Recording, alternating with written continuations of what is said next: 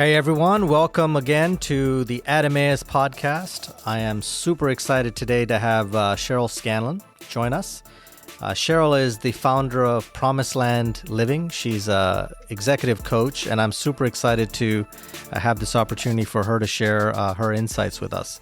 Cheryl's been coaching for almost 20 years. She's certified MCC and CMCC coach, and is one of the very few coaches in the country who possess both of those coaching designations. Cheryl's trained over 3,000 coaches with experience that exceeds over 15,000 hours of coaching combined. So an amazing background. Selfishly, I'm super excited to have Cheryl because she's going to give us insight as leaders into what other leaders are saying and going through and experiencing. So Cheryl, welcome. Fantastic to have you. Oh, thank you, Joshua. I'm thrilled to be with you. So I know we quickly went over all your coaching background, but what I'd love to hear maybe to start with is just a little bit of an overview of your career, kind of what your journey has been and kind of where you are right now. Sure. Thank you for asking. A long, long time ago, and don't worry, I won't stay here too long. In fourth grade, my father gave me for Christmas two red phones. Actually, it was my mom and my dad. And we set those phones up and it had a little buzzer on it. And so I would buzz, buzz, buzz my sister, and she'd pick it up like she was my assistant, and I'd boss her around. And there's something about that uh, in fourth grade, and I felt this desire to run my own company. And it grew as I got older. And I really believed that at some point I was going to run a business. Well, fast forward, I'm now living in New York with my husband, and I'm working for a company called Eastern Design. And long story short, the owner or the president of that company was parachuted out, and I became, at 27 years old, the president of a $30 million operation with 30 internal employees and a payroll of 300 external employees. Hmm. And I was given the job of trying to sell that business, which was at that point non viable, in 2 years. Hmm. The company was sold successfully in a year and a half. But this was a part about the experience that was so profound for me. Eastern Design was sold to a company called uh, Ted McGrath Designs. And this was a company based out of Boston that had regional offices all over the country. And so they would absorb these small, low margin businesses into their operations, and then they could remove all the overhead, increasing the margins of the business. Mm-hmm. Interestingly enough, 1 year after that company was sold, every single employee from Eastern Design was still in their seat, Mm-hmm. still employed. Nobody had been let go. And you have those moments in life where you notice things. Mm-hmm. I was not a believer at the time, but I noticed that. I noticed that somehow I was able to see the operations, see the people, see their gifts, and position them properly in the business so that the next organization saw their value and kept them. And at the time, I didn't know what that meant, but fast forward many years later, I'm now attending Crossroads Fellowship Church. My husband and I, we have two kids. And the former pastor, the former senior pastor, asks me to duplicate myself. And I really don't know what that means. I'm a young believer, but I come to understand that he's talking about discipleship. Mm-hmm. And so I begin to think about how I'm having these conversations with people, and how do I help them to develop, not in a business sense anymore, but in their walk with Christ. And slowly but surely, the shoebox, I accumulated notes and strips of paper and pages torn out of books and dialogues that I'd had with people during that time. And over a 2 year period, the ministry Promised Land Living was born. Mm. And that ministry is now 20 years old, where we are doing the exact same thing I was doing at Eastern Design. We are seeing people, we're acknowledging people, we're celebrating people, but it's in the context of developing people as ambassadors and a royal priesthood for Mm. Jesus Christ. That's awesome. That's awesome. I mean, awesome what you're doing today, but amazing that you found also your gift and identified it so early, Cheryl, right? I mean, I think that's got to be something that you probably lean a lot on as you speak to many different people on helping them identify their gifts, right? Well, what's interesting is I would like to say that I identified it, but I didn't. I was actually sick, very sick with late stage Lyme disease Mm, and was paralyzed on the right side of my body.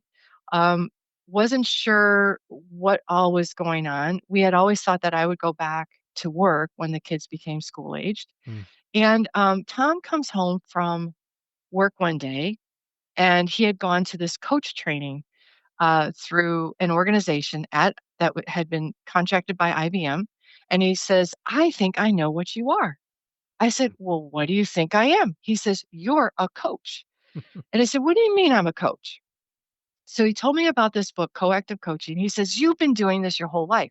Now here's the underbelly of that conversation. My husband's trying to cheerlead me, but this is the truth. I was getting better, and I looked at him and I said, you just see that I'm getting better, and there's an opportunity here for me to make money. And he's like, no, Cheryl, that's not what I'm saying. So, so I said, okay, I promise that when I have a night where I can't sleep and my eyes are working, I had a PICC line, IV antibiotics for over a year. wow. It was pretty bad. Yeah, it was nasty stuff. I said, I will read the book. And I read the book Coactive Coaching. It was the second edition at the time. And I said, Tom is right. I am a coach. At the same time, two people at Crossroads Fellowship, my church, had written a Bible study on Romans. Mm, And for whatever the reason, they devoted the Bible study, or they dedicated the Bible study to me. And they said to Cheryl Scanlan, the coach. And I was like, where is this coming from? So I would like to say that I had come to this understanding, but really I was clueless. And it was the body of Christ, mm. in a sense, laying God's hands on me and saying, this is what you are, Cheryl. Yeah, that's even better. That's even better. That's awesome.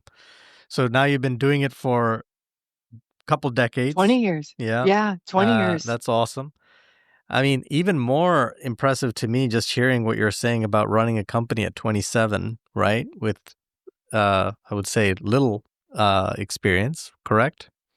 Oh my Um, goodness. I didn't listen. I couldn't read a profit and loss statement, and I didn't even know what a balance sheet was. yeah. So I'd go into these board meetings, 9X had purchased our parent company, AGS, and there was, like 6 or 7 companies. I can't remember them all. So we'd have to go to these board meetings Hmm. and I'll sit there and present what was happening in our company. And I'd have to sit there with my controller at the time, John Burke, for 2 hours. And I'd have him drill me and ask all these questions. And basically, I just memorized the answers because I had no idea what any of them. I Yeah, got people, I didn't get numbers. yeah, yeah. Well, you ended up in the right place, I think, with the coaching. So I'm, as you and I haven't known each other for very long, but the conversations that we have had, I've always been um, super impacted by just how you see things very quickly Mm, about people. Like you're exactly mhm. like what you're saying. I think you have a God-given gift to understand what people's strengths are, and that's super, super uh, telling that you found the right path so early, right? I think God's using you in Mhm. amazing ways because you found it so early. So that's awesome, and I'm thrilled to hear that you've been doing this for 20 years, and I've got an immense amount of experience because I think me and I'm sure many of our listeners want to hear and glean what is it that as we go through our career, what changes? I think we know what changes for us individually, but I'd love to kind of maybe start with just talking about macro wise, Cheryl. Like, what do you see? Like, how do you see people's careers breaking out? How do you see that their desires and motivations maybe change or evolve? Do you notice themes kind of by age or by some other criteria? Yes. Thank you for asking that question, Joshua. As believers, we have this purpose. We have an understanding that we are part of a royal priesthood and we are ambassadors. And as a royal priesthood, we're offering up we're not offering up animal sacrifices anymore, right? We're offering up our bodies as living sacrifices. We're offering up a sacrifice of praise. And we're ambassadors to this world. So we are basically, as we've heard before, Jesus with skin on. And yet, each season of our career, even though we understand our overarching purpose in life, sometimes it gets a little swallowed up or confused in trying to figure out how to, make our mark in this world, or figure out how to navigate and survive in this world. And Mhm. so I've noticed, I've worked with people, I have 20,000 hours as an executive and business coach. And I've worked with people from their mid-20s all the way up to their mid-70s, honestly. Mm. And so when I'm working with these people, these are the trends that I've seen. I don't know what the science is behind this, but I will share with you my experiences over these past 20 years, anecdotal as it is. But when I'm working with people in those early stages in their 20s, some of these might be emerging leaders, some of these might be entrepreneurs who are just getting started. This seems to be a period of discovery Mm. and often deconstruction. They're feeding on business podcasts. Mhm. They often have virtual mentors. Sometimes these people aren't even alive anymore. And it's this massive accumulation of knowledge and figuring things out and trying to make sense of the world. Um, and often there's this attempt to absorb everything, and there's not necessarily a prudence in listening. Well, Mhm. guess what? Then we start to adopt phrases or verbiage that are not necessarily aligned with scriptures. Think about that. Mhm. And we start to take authority of that which is written in these leadership books Mhm. or spoken in these podcasts. You could do the same thing with me today. Mhm. And we haven't necessarily been taught to sift everything, to be good Bereans and take all that before the Lord. And frankly, we don't have time because we're like, man, we got it. We want to take this all in. Our brains are sharp. Our bodies are very active at this time. So I would say the 20s is a period of discovery and quite often for people, a period of deconstruction. Mm. Is that do you get a lot of questions? I'm being very specific now, but like in my generation, I guess, right? So I'm a little older now. But the 20s were also about all these questions, at least on the business side, around MBA programs, right? So you're talking about podcasts and educating yourself that way. Um, I'm interested, like, what's the more recent thinking around, like, going back, grad schools, all those things? Does that happen 20s, 30s? Where is that happening, or have you seen a transition with that? You know, I just met with a gentleman yesterday who's in his mid 30s. Actually, I think he's in his late 30s now, and he just completed his PhD. Mm. And it was a very specialized program. He went to school for his undergrad. He's really skimmed through his master's program pretty easily. He went on in the workforce. He wound up becoming a coach of all things. Hmm. And then in that process, he realized that what he really enjoys doing is research and business development. That's an interesting combination, isn't it? Hmm. So he went back for his PhD doing research on trust in companies. Hmm. And now he's actually involved in two different partnerships, doing very well for himself. And I might actually do a little work with him. So his whole relationship to himself and to the marketplace is evolving. But what I am finding is even in my conversation with him, there are certain buzzwords uh, that he's had to kind of wrestle with. Like Mm. he's in this trust business, right? And what does he hear people say? Oh, you got to learn how to trust yourself. Mm. He's like, ooh, right? So where do I draw the line with trusting myself and realizing, God is in charge? He's going to be instructing me. How do I bring that into the work that I'm doing? So even in my conversation with him yesterday, I was feeling that tension. Hmm. Hmm. I mean, that's a great concept, even right there. I mean, that's probably a whole podcast by itself around, when do you learn to trust yourself, and when or should you, and when is it that you're turning things over, and how should you, right? Um, Yes. yeah. So maybe if there is a quick highlight kind of what you share, that would be awesome for us to hear. On the trust piece? Yes.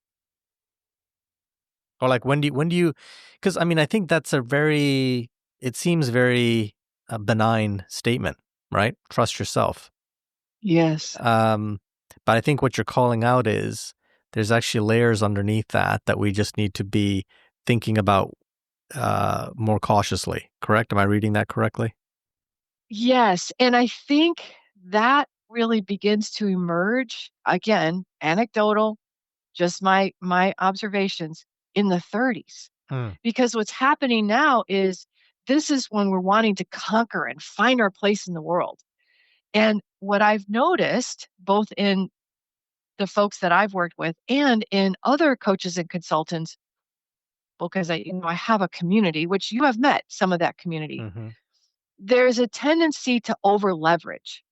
There's a tendency to stretch too thin, to buy one too many businesses, Mm. to potentially overpromise and think the runway for correction is a little longer than it really is, right? Mm-hmm. And so you find that there's a bit of carelessness mixed in with this conquest. Mm-hmm. It makes for really fast mobility, but not necessarily a lot of time for reflection. And why is it? Well, we trust ourselves, right? Mm. And I remember this was a long, long time ago. I was meeting with a man. I was early on in my coaching career. He was one of my like first 10 business clients. So this is a big deal to be sitting in front of my business client. This is when I was meeting with people in person and we'd meet for a whole hour and I was charging hourly. It's all changed since then. But he was sharing with me some things that he wanted to do. And I have to tell you, I had a pit feeling in my stomach. And I went home and I sat before the Lord and I said, God, I don't think I can keep up with this guy. Mm. I don't think ethically I am the right coach for him because I don't have that kind of risk tolerance. Mm. And so I called him and I said, I'm please don't take what I'm saying as if I'm judging what you're doing and the decisions you're making as wrong or as careless. But what I am saying is your risk tolerance is far higher than mine, Mm. which means I'm going to be putting a lot of drag on you Mm. and what you're trying to do. And I don't think I'm the right coach for you. And I recused myself from the Mm. relationship. Mm. Mm. So 20s you're saying is a lot of just intake of information. 30s you're pushing Hmm. yourself a little bit hard and maybe Yeah. trusting yourself slightly more than you should potentially. A Yeah. lot about uh, like innovating, trying different things, all that, right? That's your 30s. Yeah. Um, so tell us like, what do you generally hear? 40s, 50s? Hmm. Yeah. So a lot of the folks that I've worked with over the years have been in their 40s. That's sort of been the biggest bubble of people. Mm. And this is where you have assets, right? Mm-hmm. You're no longer footloose and fancy free. You have a wife or a husband, you have kids, you have a mortgage.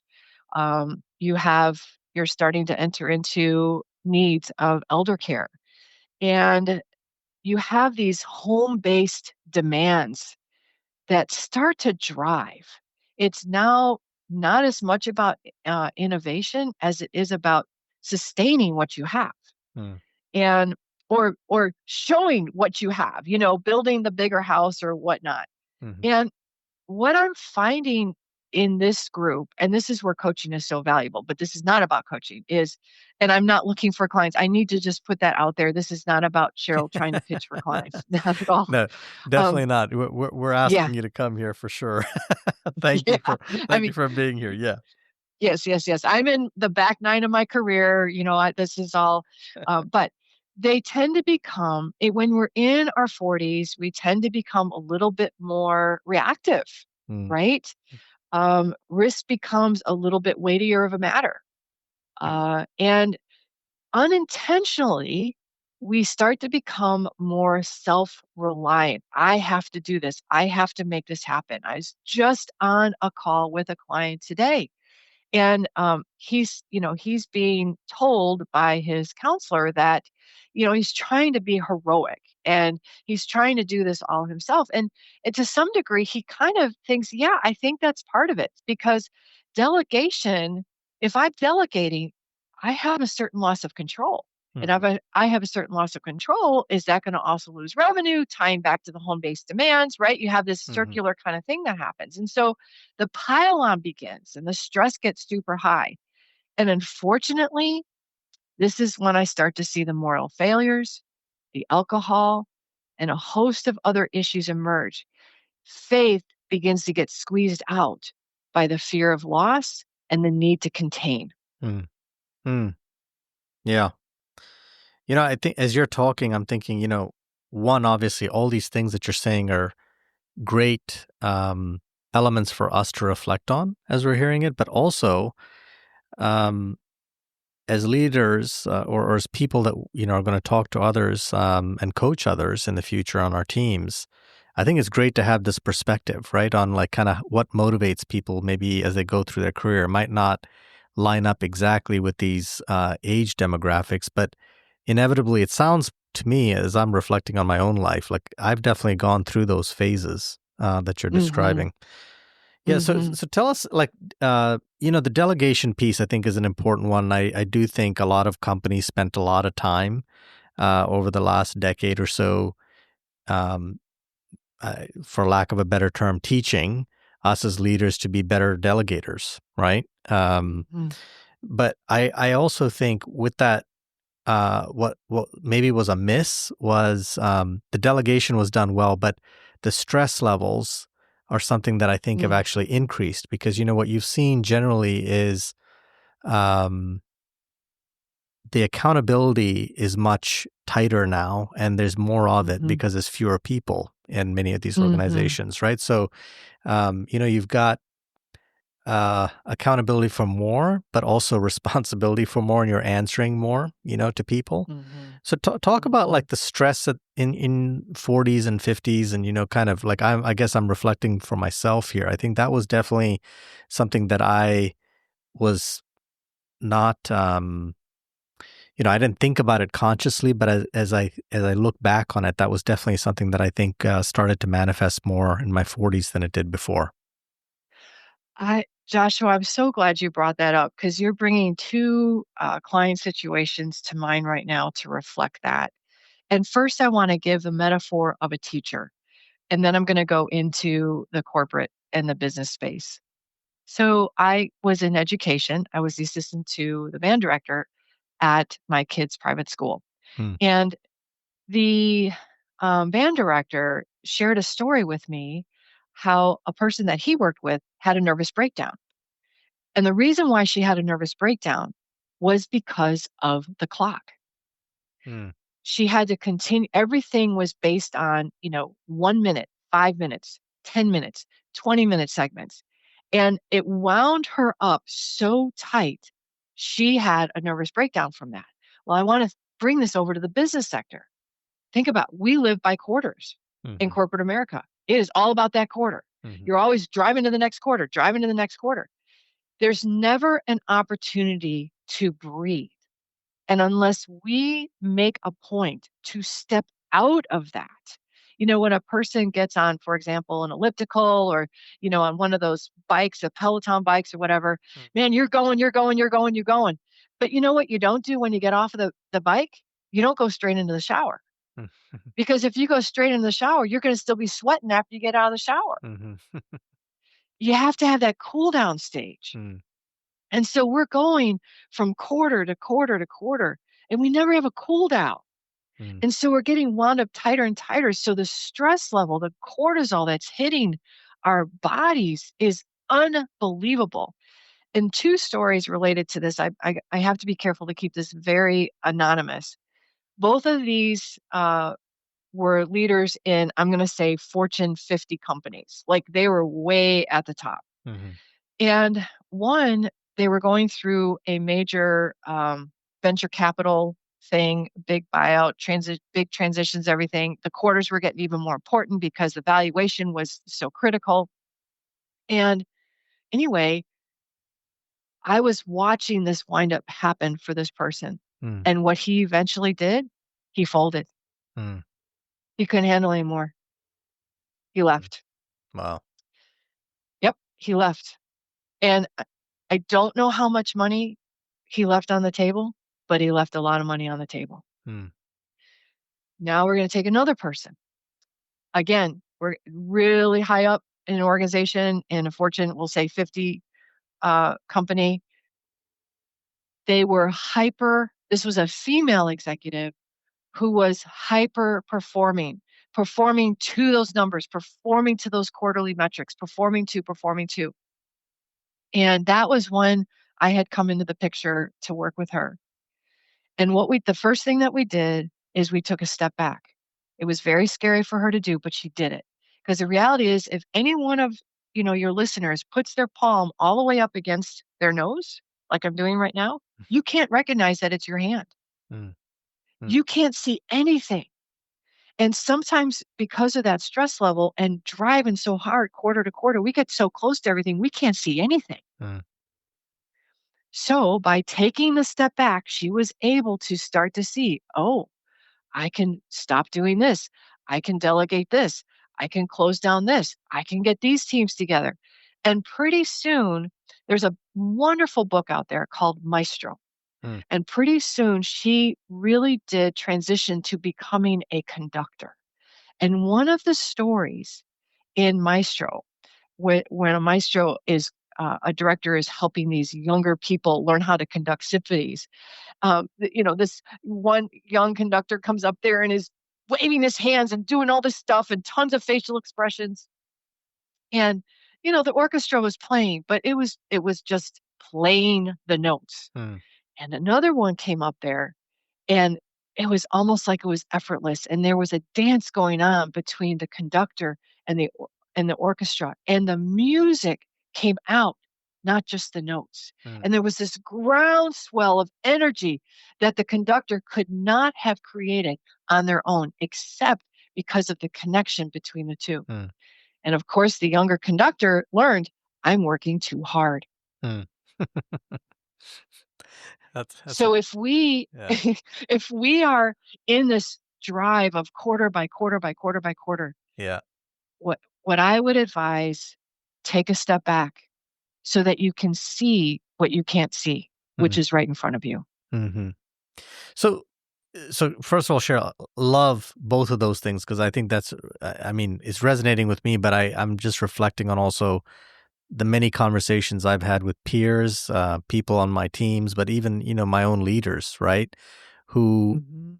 stress is real. That's the reality. And we all try and handle it in different ways. And I love your example about what I'm taking away, and you can correct me if I'm wrong here, is yes, delegation is important, but also you need to um, delegate in a way that's inspiring others, right? So that they can actually come alongside you Mhm. and help you do your role. So you're not adding to your stress, but you're actually alleviating it.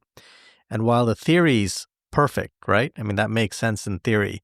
Would love to kind of hear some specifics around, and it doesn't have to be any names, but just maybe you can pretend like you're coaching me at this point. But like, if I was delegating and in those stressful situations, what is the thing that you would be sharing with people about how you delegate, but also inspire and empower people? What are ways that Mhm. you've coached people to do that in? So, one, when I'm coaching, I'm not coming up with the solution, they are. So I'm going to share with you some of the insights that have come from my clients over Mm-hmm. the years, which then, of course, I can leverage with other clients.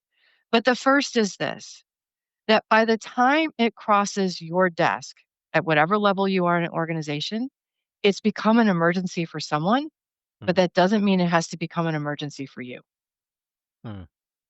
And if you begin to move into the same reactive space that the person who is up downstream from you is in, you've lost all opportunity for creativity and innovation in that moment. Mm-hmm. And so respond to the crisis with clarity, curiosity, and creativity. Mm-hmm. And that requires a great deal of self regulation to do that. But the power, because you think about the ripple effect, Yeah. they're going to start to mimic whatever you're doing. They're going to mimic. Oh, okay. They're not in a panic. I'm not going to be in a panic. Mm. I'll share with you an example. It just happened today in my own ministry. So we have a partner update that goes out to a number of people, including all of our donors. Mhm. And my director of ops was working on it. And instead of sending a test to me Mhm. for the format, the new format, she sent it out to the entire partner update. Subsequent to that, one of the donors unsubscribes. Oh, wow. And so she is like just in a she of course she feels terrible. And I text her back and I say, "Hey, things happen. It's okay. Please send out a gentle correction, uh, and let me know when you get that done." Mhm. So she sends out the correction, and she says to me, "I'm so sorry." And this is what I tell her: God's grace is sufficient, Mm. even in this moment. We're good. Mhm.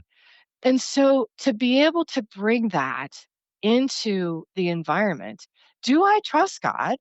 Is this really my life God's? Am I really part of the royal priesthood? Am I going to offer up a sacrifice of praise, or am I going to offer you profanity? Mhm. Mm. And so if that starts to happen in me, which I'm no saint, that has happened to me. Mhm. But if that is happening to me, that is a warning sign. Uh-oh. Just as you were saying, Joshua, cortisol levels are getting too high. I'm losing perspective. I can't see my palm anymore. Mm. Time to step back. Mhm.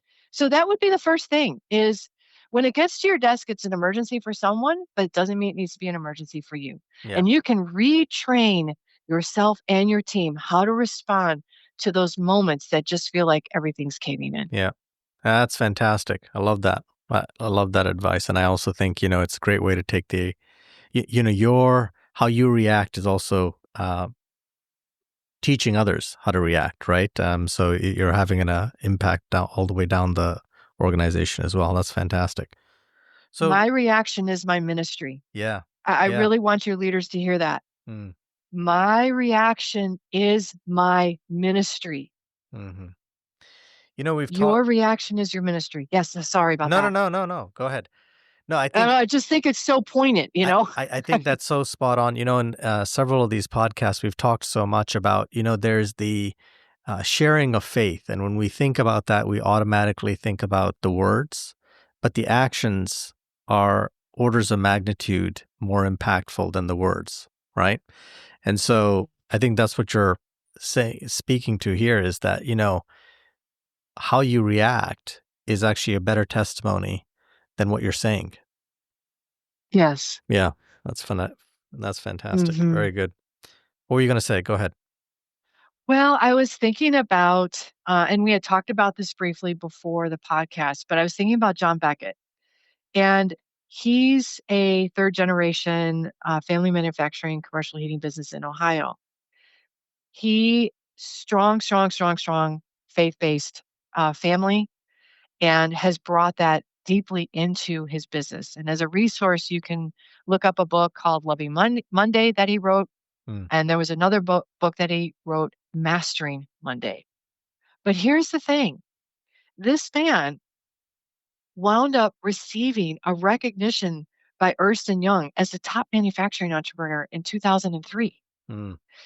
He was interviewed by Peggy Weiminer for Peter Jennings' American Agenda show, Mm. and that show received the highest rating of any ABC News ever produced. So, but what was, quote, the magic between behind what John was doing? As a matter of fact, if you watch an interview, and I'll give you the links to them if you want, you can add these resources to the bottom of this podcast. But if you listen to this interview uh, that he did on the intersection of faith, work, and life, he is such a humble man. There is nothing that you would consider overly charismatic about him, Mm. but he knew his people. And two things that were so important to him was profound respect for every individual and storytelling. Mm. He felt that storytelling was so integral to the faith. And it's not about the gospel being preached in the podium. That's important. Our pastors have a job to do there, but we as business owners have a job to carry that and practice that Right. in the break rooms, in the boardrooms, and in the business strategy. And that is what John Beckett did. Yeah. Yeah. Well said. I think that's, I mean, definitely, if we can get those resources, we'll see if we can get those put on here, Cheryl. That'd be awesome. I think you're spot on. I think it is about taking what we learn on Sunday, but then practicing it on Monday, right? And that's really what it's all about. So I don't want to go off all the insight that you're providing to us. So the 50s, how would you characterize Yes. that? So the 50s are fun. For me, they're a lot of fun to work with. This is where um, the leaders tend to be a little bit more skilled at both managing people and processes. They're beginning to understand what a true crisis is. The school of hard knocks, right, in those early stages has been humbling. And so they're a little more open to seeing people. They're a little less likely, if they've kind of worked through that, they're a little less likely to hide. Hmm. And they're more accessible now. They tend to be less intimidated by complex issues. Hmm. And one other thing that I've seen, and I've had to help coach a few of them with, but they're more willing to get the right people in the room to solve the problems of the day Hmm. rather than trying to solve those problems themselves. Hmm.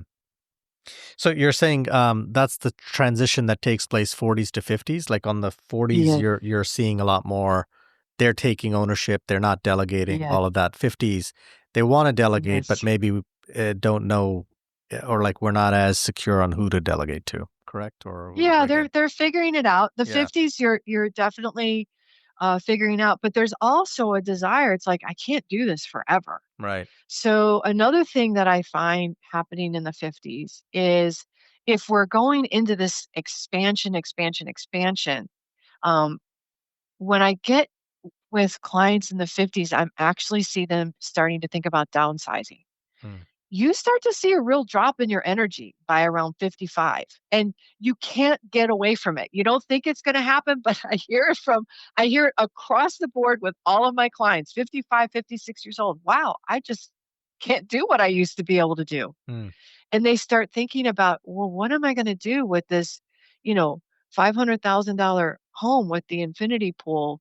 Um, a 5,000 square foot home with the infinity pool that cost me, $20,000 a month just to maintain. Mm-hmm. And I've got the second house at the beach, and I got the third house in the mountains. Wait, and I'm about to have my first grandchild. And suddenly, whoa, something changes in us. And I have said this to more than one client. I've tried to prepare them. This is where I get a little consulty. Say, you know what? When that first grandchild comes, a lot of stuff that matters to you now is not going to matter at all. Hmm. Start preparing for that now. And I cannot tell you how many of my clients over the years have sold homes and moved into smaller homes and given up their big man caves and their 4-car garages because something else became more important to them. Yeah. And they wanted a simpler life to be with those grands. Yeah. Yeah. That's awesome. I'm not there yet, so I'm taking notes on this. So tell me, but I am, I do the 50s, the way you've described them resonate with me in the sense that I do think there is like I enjoy the work part of it, but I enjoy more the people development part of it, you know, Yes. um, Yes. because the way I view it, and I think many, many people probably are similar to me in this, is that you're kind of looking past yourself being in those roles anymore, right? So you're looking at Right. the future generation, and are we setting up who we'd like to have leading organizations, right, as we move forward? So true. And here's another piece to that. We begin to realize you can't push a string. Mm. And so there's a sense of, oh my goodness, I have so much, we're becoming more humble, and I have so much potential in this organization, and I don't know how to unlock it. Mm. Mm. And one of the equations, this comes from Coaching for Performance. by Sir John Whitmore. The book is so phenomenal. I think there's 5 editions out right now. But the equation for every single thing that I do with every single person, they codified it. And it's P1, which is high performance, equals P2, which is high potential. Okay, we get that. So we're going to hire high potential people minus interference. Mm. And that's where the mystery is. To unlock the organization, we have every assessment under the sun. We know how to hire people. We know how to interview people. We know how to create the culture, blah, blah, blah, blah, blah. But do we know how to? And are we willing to be honest enough to look at our processes, the way we communicate, ourselves as leader, how the teams are functioning, to see where the interference is that is reducing our high potential's ability to achieve? Mm-hmm. Mm-hmm. And I also think, Cheryl, like, as Christians and Christian leaders, I think, the people who are putting in those positions may not be believers, but Right. to your earlier point, they're seeing how we are acting, right? And so, just a quick story. I mean, I think, when I was first starting out, I think there was a lot more of this, kind of the way you described it, a lot more, executive presence and quotation marks, or like rah-rah inspiring leaders, kind of, that was the archetype, and you needed to be able to communicate in that way in order to be an effective and strong leader. That was a perception anyway. I think as time has gone on, there is that need, but there's also a need for genuine, authentic, sit down, small, one-on-one type leaders that also inspire people. And both need to take place, right? And so, Mm-hmm. to your point, as you're building, so I'm bringing that up only because at least in the organizations I sat in, we tried to give people a rounded perspective on what leadership looks like, and there's not a monolithic leader, right? It's about Mm-hmm. making it your own, and how do you do that? And so we would rotate them through different leadership styles, like individuals who had different styles. So I share all that only to say, like, as a Christian leader who's developing leaders for the future and potentially people who are non-believers, any perspective or insight on beyond just, obviously how we act is the key part. I think that that definitely comes through. Are there other things, as you've coached Christians who are leading and kind of like looking to the next phase of their life, what are the things that have come up in those conversations as they're setting people up? Yeah. I think how we act, of course, we've talked about that a lot, but also how we invite. Mm, How do we invite someone to the table? How do we invite someone to the dialogue? How do we invite someone to engage with problem solving? How do we invite someone to bring someone else to the table? And so there's this very real scary moment that we have when we choose to ask a question that we don't have the answer to, mm, and we relinquish control. And the person across from us gets to feel the respect that we are sending their way. The What we're communicating is, I really want to know from your experience, from your perspective, mm, from what you're seeing. That is a powerful game changer in terms of empowering your next generation of leaders. mm. Yeah, that's fantastic. And I've seen that that's been done well, with some of the leaders that I really respect. And I'm sure people that are listening have seen that done well, but also we've seen it not done as well, right? Where, Hmm. the relinquishment doesn't happen as organically. But I think that's a really good way of just elevating somebody without needing to say Hmm. or do too much, right? Just lean on them and Hmm. ask them a question in a forum that's a little bit more broad than just one-on-ones, right? That's fantastic. Um, Joshua, right there, yeah. what you just said, without doing too much, there's Mm-hmm. the conductor. Mm, You, as the conductor, are doing less and less, and you are relying more and more on the expertise of that person in that seat. mm, Exactly. mm. It's good. So let's talk about the '60s, and then Okay. we'll talk about.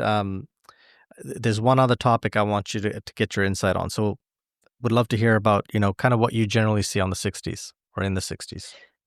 So the 60s are a very sweet time, and this moves into the 70s as well. But folks are more reflective. They're really returning in a in a very significant way to matters of faith. Mm, They become much more marriage focused. Um, if they've survived those years and the husband or wife hasn't walked out and they've sort of figured things out and they've learned a lot about the 70 times 7, right? mm, There's an expression of that also in marriage that becomes, ooh, so beautiful. Um, and there's a desire to now give. It's some people have used the word legacy. I'm not sure I like that word, so I apologize to the readers who do. And the reason is this. Let me just put a little bit in here before you all cringe at me. The reality is good kings have beget bad kings, mm, and bad kings have beget good kings. We have no control over what the next generation is going to do with what we give them. mm, And if we try to control that, we are now moving into a place of potential manipulation and power plays. So I like to sort of release us from the pressure of the what comes with that word legacy, and instead just give what you're living. What you're living, you give to whomever is around you. And this is what I see happening in the 60s. A lot of times they become consultants, they do side gigs. They're starting to disciple other people. They start their men's breakfast, at 6 o'clock in the morning on Mondays, and they're realizing I have to pass this baton to someone. Who am I going to pass this mhm, baton to? And baton passing is a critical aspect of our faith. mm, So they become unapologetic about their faith. And they invite others in those younger seasons that we've already talked about mm, to encourage them. Don't forget about God. Let him shoulder tap you. Take the time to respond to him. Don't think you have to have it all figured out today. mm, And I'm willing to walk alongside you. mm. That's awesome. That's awesome. Yeah, I mean, I'm just sitting here reflecting as you're talking. I'm not, so full transparency, I'm probably in the last decade that we talked about, and I definitely can resonate with that. But I always look forward to kind of what's coming, right? And that's exciting. The way you've just described that to me, it's super exciting. Um, It- you know, yeah. And I'm even seeing it. My husband is 63. We've gone through our own schools of hard knocks, and we actually have a book out called The Way of Rest. And, we talk about some of our hard knocks in that book. But hard knocks all happen on a foundation of covenant. mm, And boy, that is really, really powerful when that happens. And I'm tearing up as I'm saying this, but I'm seeing my husband, mm, and he's so ready to give from his school of hard knocks. He's so ready to walk alongside and love. Classic 60s, mm, more reflective, mhm, really returning to the matters of faith, less pressure, right? There's less pressure now right. and there's more opportunity. There's no judgment of those earlier seasons. The season of consumption, the season of conquest, the season of stress. That's life. That's how life is. Mm, But just know that no matter what season you're in, there's this opportunity, as Joshua was just saying, to return to this more reflective space. It's coming. Enjoy the season you're in, but know that that's going to be there mhm, waiting for you. mhm. That's awesome. Love, love that. Love the way you just put that. I think so I do have one more question that I want to ask you, but I love kind of the way you just walked us through that, and your experience has been awesome, and for me anyway, and I'm sure many people listening. I think this is helpful on two fronts. Like I said, one is obviously good for us to reflect on. It's good for us to as we coach people. But I think the other thing is, in each of these moments, it's also good for us to think about, here's where I am currently. Here's kind of the things I'm experiencing. How do I share my faith in this moment? And then also prepare ourselves for that next phase, right? How is it that I prepare my self for that next set of motivations, desires, drive that I have? I think that's really cool, the way we've talked through that. So my last question, and I think this will take us probably through the end here, but loneliness is a real thing, Cheryl, in leadership, right? I mean, we obviously have peers that we talk to, but there is a sense of isolation. You're kind of solving your problems on your own a little bit, to some degree. So is that an accurate assessment, do you think, or is it? I mean, do you feel that or see that in the conversations you have, and how do you address it? 100%. I remember I was at a chamber meeting. I was a keynote for this, and that was the big thing that we talked about was isolation, and the room was full. And these are all business leaders. So I think I'm going to start with a story.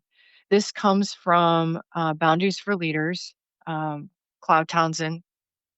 And the story that they tell in that book is of a monkey. And I'm not calling your listeners monkeys. Hear me out here. But a monkey's in a cage, and they bang on the monkey. These laboratory people bang on the monkey. They stress the monkey to no end. They scream at the monkey. And then they take the monkey's cortisol levels. And of course, they're through the roof. They're through the roof. So later on, they put not one monkey in a room, but they put two monkeys in the cage, not in a room. And they do the same thing. They're screaming at the monkeys. They're banging on the cage. They check the cortisol levels. The cortisol levels were less than half of the two monkeys than the one monkey when the monkey was alone. I mean, we can all think about what conclusions we want to draw on that, but I'm going to share one more story about trauma. And I know we're not talking about trauma today. It's way off topic, but hear me out on this. Trauma happens when we experience something alone. So if we as leaders could understand early on, have that person who's going to walk alongside you, even if it's for a short season. And if we could refrain from thinking of that as weakness, like get out of my way. I gotta prove myself. Because a lot of times these mentors are they're solving, if they could just be quiet and walk alongside, set the ground rules for it. Set the ground rules for it. This is not your Bible study. That's the place you go to learn. It's not your elder meeting. That's the place you go to serve. This is the place that you create with someone else where you can confide, where you breathe. There's no agenda. There's no problem solving. It's your place to exhale. And so, Joshua, I feel like the first thing we'd have to be willing to do is admit that we're feeling isolated and admit that we're lonely. If we can admit that, then we can start to do something about it. Your listeners are creative, they're resourceful. We've talked about that. Once you admit you have the need, I have no doubt that you can find someone, but make sure you set the guardrails around the relationship. Yeah. No solving my problems. You're here to support me, to listen to me, to encourage me. That's what I need. Yeah. Well said, Cheryl. That's perfect. A great way to wrap. I just want to say, I know you didn't do this intentionally, but at Emmaus that's exactly what we're trying to do here, is create a community where people feel like they can talk to others about these kinds of things. It's about how do you bring faith into work? How do you make sure faith and leadership are integrated? And I think isolation, to your point, is traumatic. And so, as much as we can create community around this, I think it's hugely helpful. So thank you, first of all, Cheryl, for making the time to join us and for sharing all your insights and knowledge. Thank you guys for joining us on this and for taking the time to listen. Super excited to have you guys join us this time, and we look forward to seeing you next. Thank you.